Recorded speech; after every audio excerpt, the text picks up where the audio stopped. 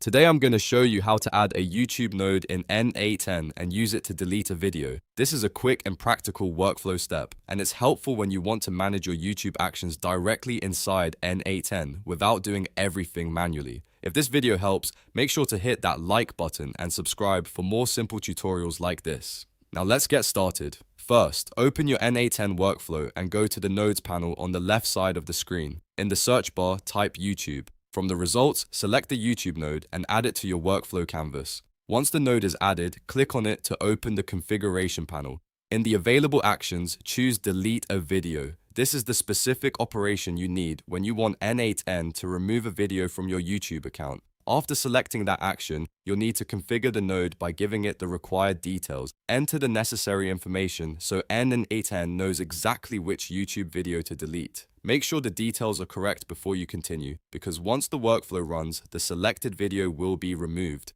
After that, review your setup one more time to confirm the node is connected properly and the action is set to delete the correct video. And that's it. You've added a YouTube node in N8N, selected the Delete a Video action, and configured it with the required details. If this tutorial helped, please like the video and subscribe for more N8N automation guides.